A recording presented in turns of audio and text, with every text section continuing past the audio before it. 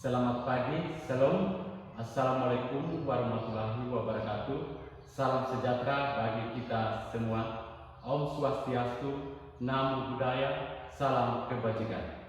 Kepada yang terhormat Bapak Ibu dosen, guru penguji, uji kinerja PPG dalam jabatan Angkatan 3 tahun 2023. Perkenalkan, nama saya Norce Sudianto Pelo. Saya adalah guru di UPTD SD Impres Midi, Kabupaten Rotendao, Provinsi Nusa Tenggara Timur, sekaligus sebagai mahasiswa PPG dalam jabatan Angkatan 3 tahun 2023 di LPTK Universitas Negeri Malang. Pada hari ini, Selasa 5 Maret tahun 2024, saya akan melaksanakan praktik uji kinerja di UPTD SMP Negeri 5 Lobalai, Kabupaten Rotendao, Provinsi Nusa Tenggara Timur. Praktik pembelajaran ini saya laksanakan pada kelas 7 dengan materi perubahan potensi sumber daya alam dengan model pembelajaran programming based learning. Berikut adalah video cooking saya. Selamat menyaksikan.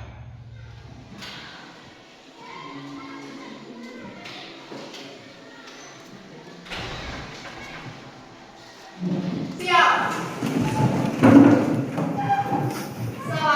Selamat pagi, Pak. Selamat pagi anak-anak semua.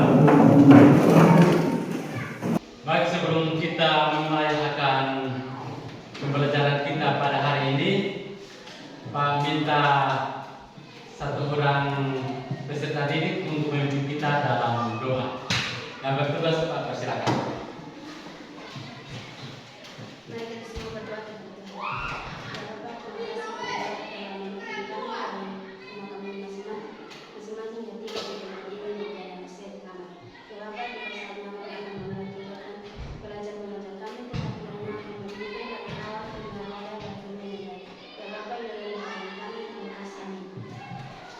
Terima kasih Silva yang telah memimpin doa untuk kita. Boleh mulai akan kegiatan pembelajaran kita. Sebelumnya Pak mau tanya, bagaimana kabar anak-anak semua? Baik. Puji Tuhan, kalau semua dalam keadaan baik, Pak harap supaya tetap semangat, aktif dalam kegiatan kita pada hari ini. Dan Pak akan mengecek kehadiran anak-anak semua. Nadia Kuen, Hadir, Pak. Silva Mangkoa, Hadir, Pak. Ivana Adu, Hadir, Pak. Lady Moy, Hadir, Pak. Maria Pangdai, Hadir, Pak. Nasila Sabah, Hadir, Pak. Yermia Kuen, Hadir, Pak. Willy, Hadir, Pak. Rasti Wik, Hadir, Pak. Stitching Wik, Hadir, Pak. Fagal Wan, Jerry Dun, Hadir, Pak. Tersia Jani, Hadir, Pak. Kei Foe, Hadir, Pak. Chandra Nabukai, Hadir Pak. Aurelion Dun, Hadir Pak. yang terakhir Kesia Bunau. Baik, semua hadir hari ini. Dan sebelum kita memulai pelajaran kita hari ini, Pak minta semua peserta didik berdiri untuk kita menyanyikan sebuah lagu kebangsaan. Silakan berdiri.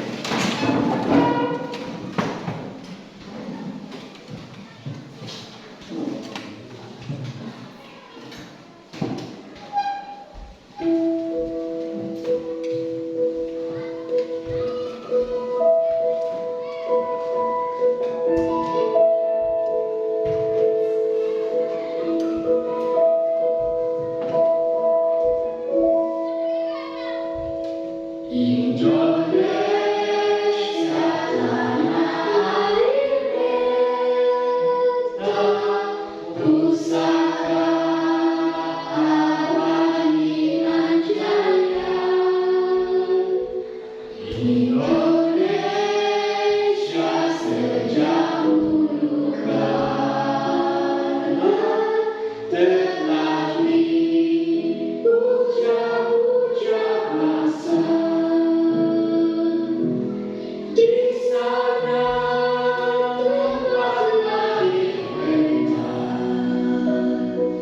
Dibuai di pasangan bunda,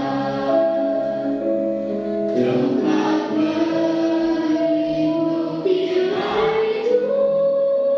Tuhan, tempat air untuk makan.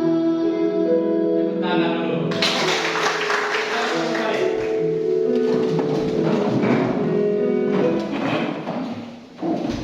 Kita akan masuk pada pembelajaran kita pada hari ini. Namun Pak, bertanya dulu, apakah ada yang masih ingat tentang pelajaran minggu lalu? Pelajaran minggu lalu itu tentang apa? Masalah pokok ekonomi. Ya betul, masalah pokok ekonomi. Nah, dari anak-anak semua ada yang bisa jelaskan sedikit tentang pelajaran kita minggu lalu? Ada? Ya, Mario, coba.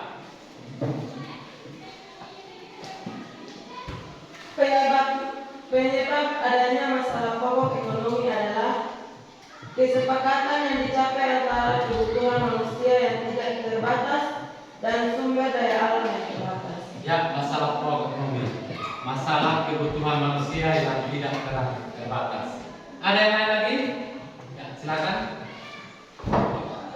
Masalah pokok ekonomi adalah masalah yang muncul ketika sumber daya yang digunakan terbatas untuk memenuhi kebutuhan. Ya, ada lagi. Sumber daya yang sangat terbatas. Masih ada lagi? Adanya pertumbuhan ekonomi Indonesia, kemiskinan, dan pengangguran.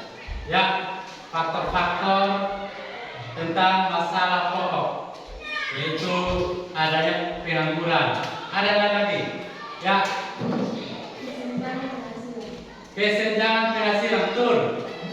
Nah, dari pelajaran kita minggu lalu tentang masalah pokok ini masih berkaitan dengan pembelajaran kita pada pertemuan kita hari ini, yaitu tentang perubahan potensi sumber daya alam. Tentang apa? Perubahan potensi sumber daya alam. Ya, hari ini kita akan mengetahui apa penyebab potensi sumber daya alam dan bagaimana potensi sumber daya alam yang ada di lingkungan kita masing-masing. Karena dalam kehidupan kita sehari-hari kita akan menggunakan sumber daya alam untuk memenuhi akan setiap kebutuhan hidup kita. Nah, dari kebutuhan hidup kita ini yang kita memanfaatkan sesuai dengan bentang alam yang ada di kita. Jadi kalau bentang alam di kita itu kalau ada di dataran tinggi, apa yang akan kita lakukan? Apa yang akan kita manfaatkan? Nah, sebelum kita masuk pada kita punya materi, sedikit penjelasan telah Pak berikan. Apakah dari anak-anak ada yang tahu tentang bentang alam yang ada di daerahnya? Nah, silakan Willy. Silakan.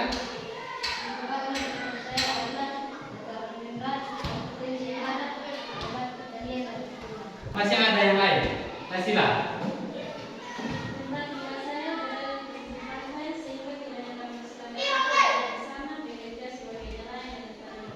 Ya. Nah, sila di daerah pinggir laut.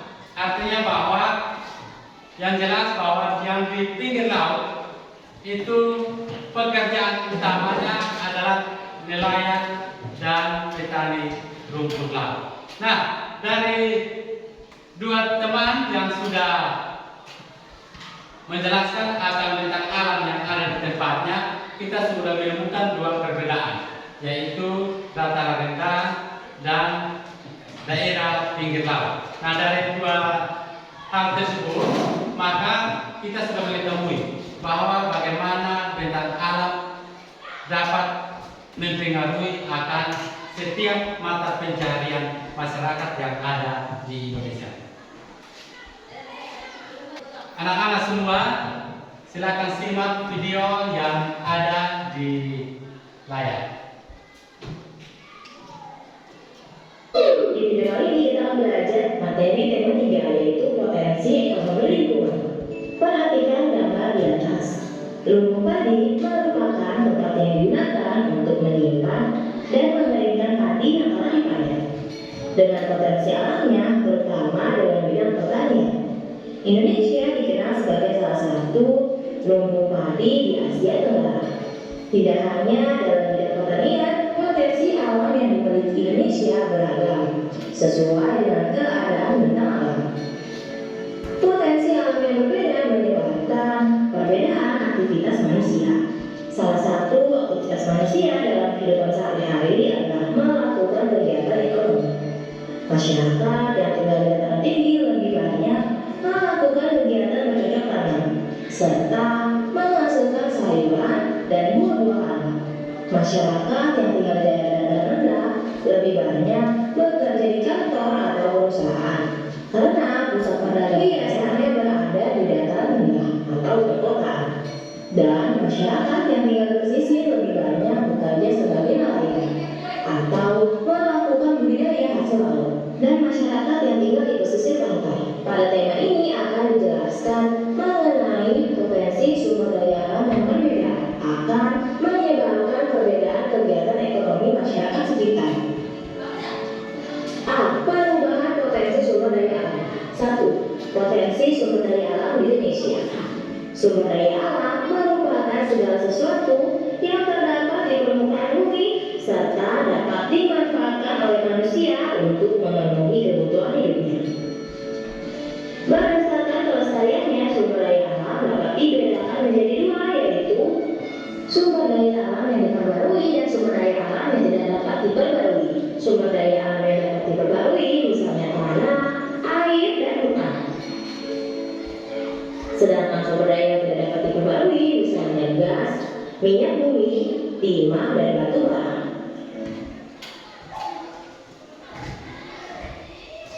Ya, demikian tayangan video untuk kita semua. Jadi tayangan video tadi merupakan sebuah gambaran bagi kita tentang bagaimana sumber daya alam yang ada di daerah kita dan bagaimana sehingga terjadi perubahan potensi sumber daya alam. Dari gambaran materi yang ada, maka kita akan ada pada tujuan pembelajaran yang akan kita lakukan pada hari ini, yaitu dengan model pembelajaran problem based learning. Peserta didik diharapkan mampu, yaitu ada 2. Yang pertama adalah Identifikasi potensi sumber daya alam yang ada di daerah yang terbatas. ya, yang kedua Menganalisa faktor-faktor penyebab perubahan potensi sumber daya alam dengan benar. ya, ini yang akan kita lakukan pada hari ini, yaitu kita akan mengidentifikasi potensi sumber daya alam yang ada di daerah kita masing-masing. Dan yang kedua itu kita akan menganalisa faktor-faktor penyebab perubahan potensi sumber daya alam. Nah, dari sini ada gambar yang Pak siapkan untuk kita, yaitu ada 2 gambar. Yang pertama itu ada 2 gambar, yaitu gambar yang pertama persawahan yang ada di Mogdale. Ada yang tahu Mogdale di mana? Ada yang pernah lewat Mogdale? Mogdale itu di kota mana? Kota Baha. Yang pertama ini Pak ambil fotonya ini, gambarnya ini, yaitu sebelum ada pembangunan atau pemukiman. Nah, gambar yang kedua nih kita lihat sudah ada bangunan. Kalau kita jalan dari arah sini, ada bagian kiri kita itu ada banyak bangunan. Nah, di situ kenapa masyarakat yang ada di sana mereka membangun bangunan di tengah persawahan. Nah, dari sini ini merupakan sebuah permasalahan yang akan kita lakukan dalam kegiatan kita itu melalui LKPD. Dan kita akan mengerjakan beberapa soal yang mana permasalahan dalam gambar ini kita perlu cari tahu di mana masalahnya, apa yang menjadi faktor-faktor penyebab sehingga lahan persawahan ini mulai dialihfungsikan menjadi pemukiman. Untuk itu kita akan masuk dalam pengerjaan LKPD. Namun Pak minta peserta didik boleh membentuk kelompok, bentuk 3 kelompok saja, silakan. Nanti setelah bentuk kelompok Pak akan bagikan LKPD untuk setiap kelompok. Bisa?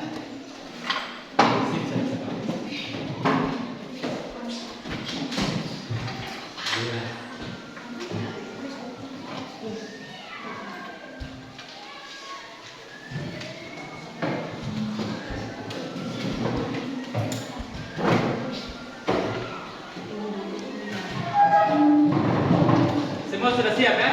Sudah.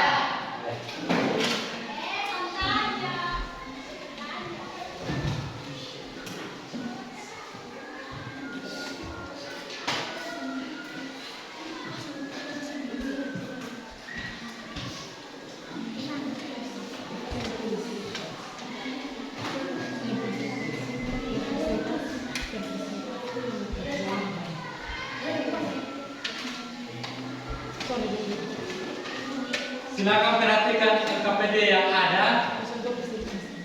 LKPD yang ada itu sudah sesuai dengan gambar yang ada di atas. Jadi gambar yang ada di layar ini Pak sudah tuangkan di LKPD. Jadi tinggal anak-anak semua melihat LKPD dan mencari tahu apa permasalahan yang ada di gambar. Setelah mencari tahu permasalahan yang ada, maka kita akan mencari solusi untuk menangani akan dampak permasalahan tersebut. Waktu untuk mengerjakan LKPD ini yaitu 15 menit, sehingga silakan anak-anak kerja. Tetapi apabila ada yang kurang dimengerti, silakan angkat tangan untuk Pak bisa kasih bantuan. Silakan kerja.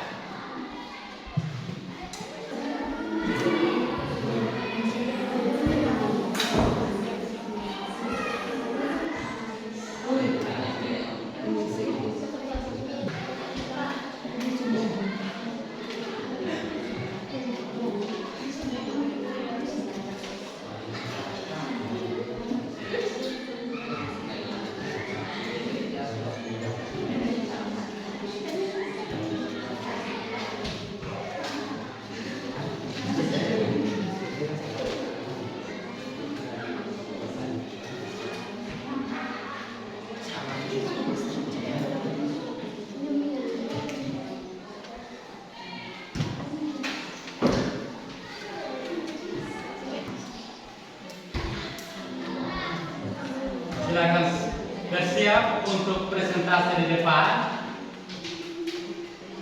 Kita mulai dari kelompok mana yang mau duluan? Kelompok 2. Tepuk tangan dulu untuk kelompok 2. Yang mewakili kelompok 2 untuk presentasi di depan, silakan. Untuk kelompok 1 dan kelompok 3, silakan perhatikan dan dengarkan hasil presentasi dari kelompok 2. Terima kasih atas waktu dan kesempatan yang diberikan kepada kami untuk mempresentasikan hasil pekerjaan. 1. Masalah apa yang terlihat dari gambar tersebut? Masalah yang terjadi pada gambar di atas adalah adanya pembangunan gedung di pinggir sawah. 2. Mengapa lahan persawahan menjadi alih fungsi? Faktor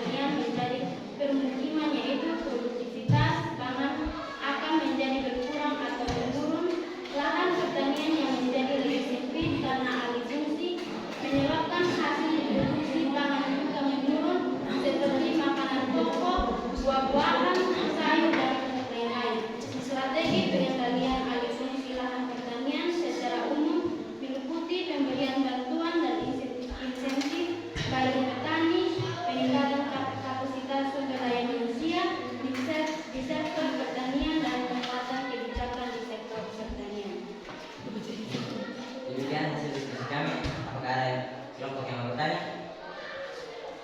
Ada kelompok yang bertanya? Ya, silakan. Menurut kelompok, bagaimana cara penggunaan sumber daya alam oleh manusia yang dapat bertanggung jawab? Baik, saya akan menjawab pertanyaan dari kelompok 3 yang merupakan cara penggunaan sumber daya alam oleh manusia yang dapat dipertanggungjawabkan menurut kelompok kami adalah selektif, yaitu memilih, menggunakan, dan mengusahakan sumber daya alam dengan sungguh-sungguh untuk kepentingan kehidupan. Bagus sekali. Masih ada lagi? Tidak. Ada. Tepuk tangan dulu untuk kelompok 2. Terima kasih atas waktu dan kesempatan yang diberikan kepada kami untuk presentasikan diskusi kami. Soal yang pertama, masalah apa yang terlihat dari gambar tersebut? Masalah yang terjadi pada gambar di atas adalah adanya pembangunan pemukiman di tengah sawah yang menyebabkan lahan sawah menjadi sempit. Soal nomor 2, mengapa lahan persawahan menjadi alih fungsi? Perubahan sebagian atau seluruh fungsi lahan dari fungsi semula menjadi fungsi yang lain dan memengaruhi lingkungan dan kondisi lahan itu sendiri. Soal yang ketiga, apakah dampak dari alih fungsi lahan pertanian menjadi pemukiman dan bagaimana solusi untuk mengenai dampak tersebut? Dampak alih fungsi lahan pertanian menjadi pemukiman yaitu produktivitas pangan akan menjadi berkurang atau menurun. Lahan pertanian yang menjadi lebih sempit karena alih fungsi menyebabkan hasil produksi pangan juga menurun seperti makanan pokok, buah-buahan, sayur, dan lain-lain. Upaya menahan laju alih fungsi lahan tidak hanya dilakukan melalui penetapan lahan sawah dilindungi atau LSD, tetapi juga diperlukan dukungan dari pemerintah pusat melalui insentif ke pemerintah daerah dan masyarakat. Sekian presentasi kami. Apakah ada kelompok yang ingin bertanya? Untuk kelompok 3 dalam berisi sumber daya alam dengan kehidupan manusia. Baik, siapa yang akan bertanya? Terumbu karang harus dilindungi karena memiliki fungsi ekonomi, ekologis dan sosial ekonomi. Dan yang merupakan fungsi ekonomi, terumbu karang bagi manusia adalah sebagai daya tarik objek wisata. Soal yang pertama, masalah apa yang terlihat dari gambar tersebut? Masalah yang terjadi pada gambar di atas adalah adanya pembangunan di tengah sawah. Soal yang kedua, mengapa lahan persawahan menjadi alih fungsi? Jawabannya adanya alih fungsi lahan tersebut antara lain dikarenakan oleh peningkatan jumlah industri serta peningkatan pertumbuhan ekonomi. Ketiga faktor tersebut diduga akan mengurangi lahan pertanian yang ada. Soal yang ketiga, apakah dampak dari alih fungsi lahan pertanian menjadi pemukiman dan bagaimana solusi untuk menangani dampak tersebut? Alih fungsi lahan merupakan salah satu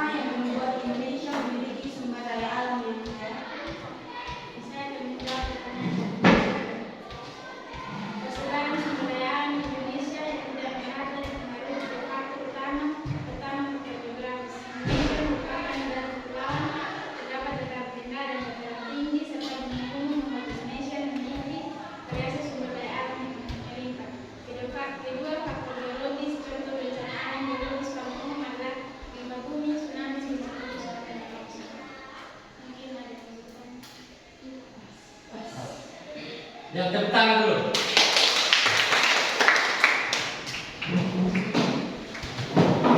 Yang kedua, adanya alat alih fungsi lahan. Itu dikarenakan oleh peningkatan jumlah penduduk. Jadi kalau jumlah penduduk semakin banyak, ya jelasnya aku mencari lahan untuk membangun. Yang berikut, jumlah industri serta peningkatan pertumbuhan ekonomi. Nah, dari persoalan yang ada tentang alih fungsi yang ada, maka akan ada solusinya. Di sini dari kelompok 1, 2, dan 3 ada beberapa solusi yang telah dituangkan, yaitu lahan pertanian yang ada yang telah menjadi alih fungsi ini. Di sini solusinya adalah pemberian bantuan dan insentif bagi peningkatan SDM di sektor pertanian yang ada. Jadi dengan bantuan insentif dan peningkatan kapasitas SDM, maka kedua hal ini bisa mengurangi akan dampak masalah yang kita lakukan pada hari ini.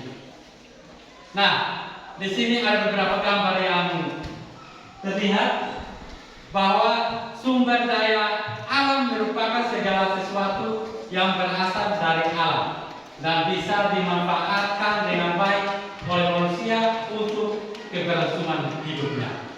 Nah, nilai dari sumber daya alam ditentukan atas kegunaan manusia. Yang berikut perubahan potensi sumber daya alam, yaitu yang pertama, sumber daya alam dikelompokkan menjadi 2 kelompok, yaitu sumber daya alam yang dapat diperbaharui dan sumber daya alam yang tidak dapat diperbaharui. Yang pertama, yaitu yang dapat diperbarui, yaitu tanah, air, dan hutan. Yang tidak dapat diperbarui yaitu gas, minyak bumi, timah, dan batu bara. Nah, dari potensi sumber daya alam ini dibagi menjadi 3 lagi, yaitu sumber daya alam hutan, sumber daya alam tambang, dan sumber daya alam kemaritiman. Yang berikut sumber daya alam hutan.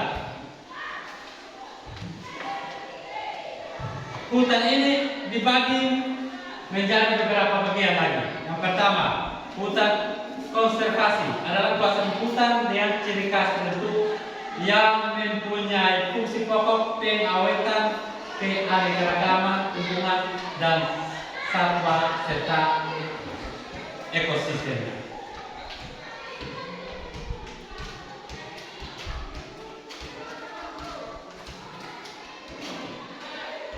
Yang kedua, hutan lindung. Hutan lindung adalah kawasan hutan yang mempunyai fungsi pokok sebagai perlindungan. Yang berikut sumber daya alam tambang. Sumber daya alam tambang ini dibagi menjadi 3 golongan. Yang pertama, golongan A, yaitu minyak bumi dan gas. Yang kedua, bahan galian. Golongan B, yaitu perak, emas, dan tembaga. Dan yang ketiga yaitu bahan galian golongan C, yaitu tanah, batu, dan pasir. Kalau menurut anak-anak semua yang ada di Kabupaten Rotendao ini, yang ada bahan galian golongan berapa? C. D ada atau tidak? Tidak ada ya? Ya, memang yang ada di kita ini hanya tanah, batu, dan pasir.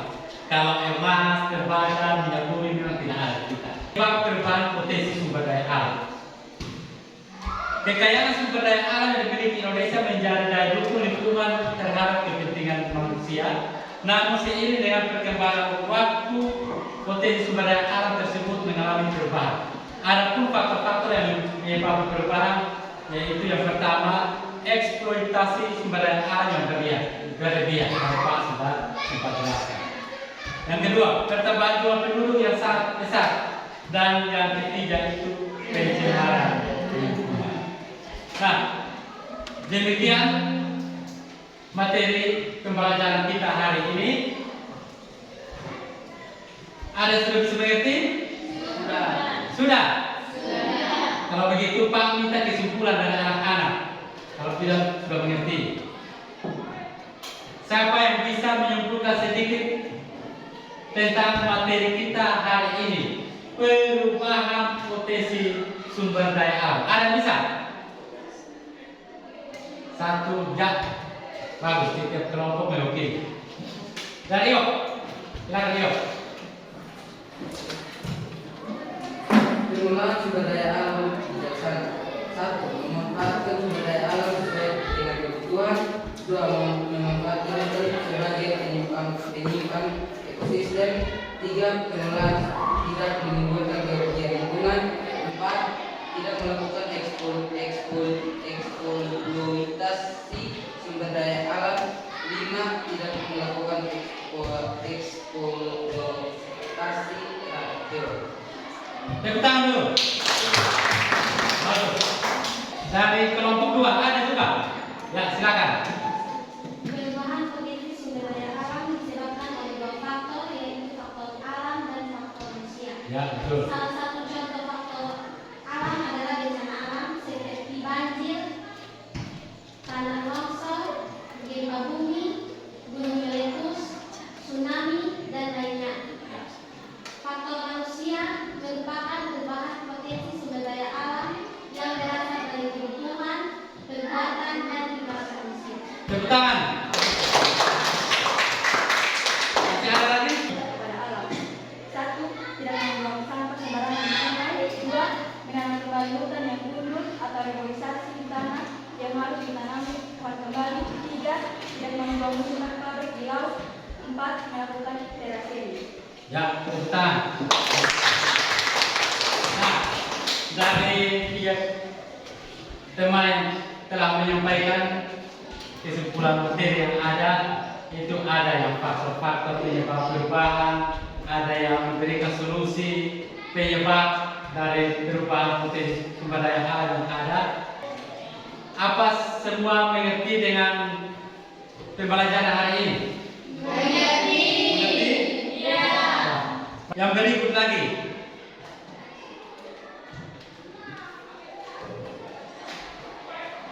Dari Pak yang penjelasan, masih ada yang menjadi pertanyaan untuk anak-anak? Maksudnya ada yang tidak mengerti? Sudah? Cukup? Baik. Kalau sudah cukup, maka Pak pesan untuk anak-anak semua bahwa tetap semangat untuk belajar karena perjalanan masih jauh. Jangan terlalu banyak bermain, jaga diri, jaga kesehatan, supaya ke depan anak-anak semua bertemu dengan Pak ini masih dalam keadaan sehat dan tidak kekurangan apapun juga. Cukup pesan-pesan dari Pak. Sekian dan terima kasih. Hari ini sudah temani Pak. Hari ini kita sudah belajar sama-sama. Kiranya pembelajaran kita pada hari ini tentang perubahan potensi sumber daya alam boleh kita mengerti, kita pakai dalam kehidupan kita sebagai pendidik maupun di dalam kehidupan lingkungan kita di masyarakat. Sekian dan terima kasih. Tepuk tangan dulu. Materi pembelajaran kita pada pertemuan selanjutnya yaitu tentang aktivitas ekonomi. Tentang apa? Aktivitas ekonomi. Ya, jadi siap-siap.